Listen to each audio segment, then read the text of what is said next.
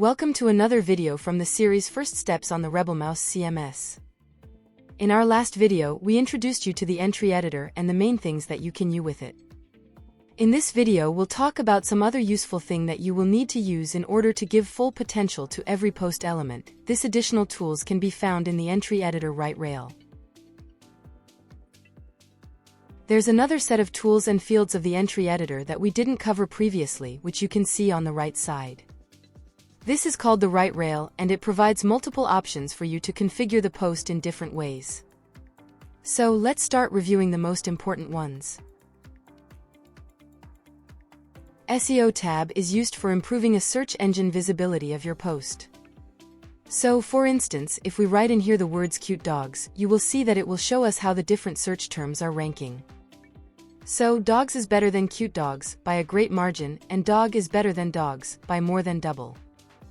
This also is closely related to the URL slug, which is basically the URL that we can see on the post page, and of course if we change this slug to something more complicated, of course the tools suggest optimizing it in order to make its performance better.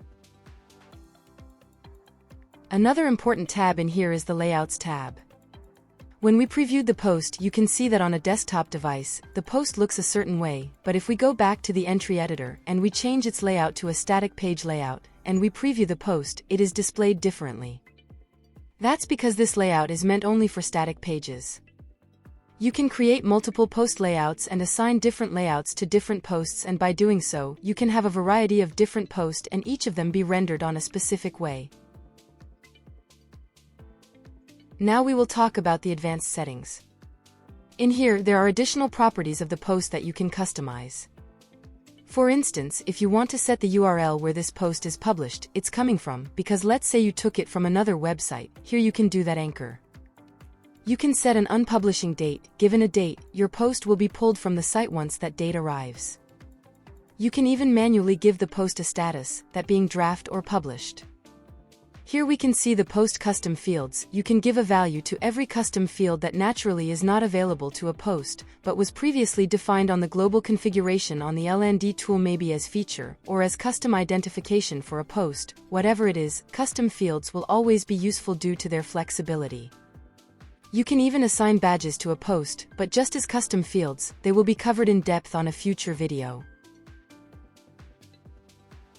Now let's see a tab with a pretty peculiar and useful properties, the teaser settings. Every post element that we create may have an image or video as a lead media that we can see if we go to the home page and look for the post element.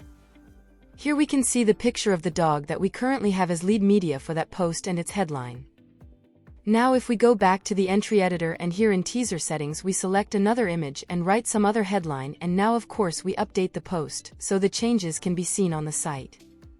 Once we go to the home page to look for the post, we can see here that what we are actually seeing is what we put on the teaser setting of the post. But in the post, we will still have what we originally put on the post body. Nothing is changed on the actual post page.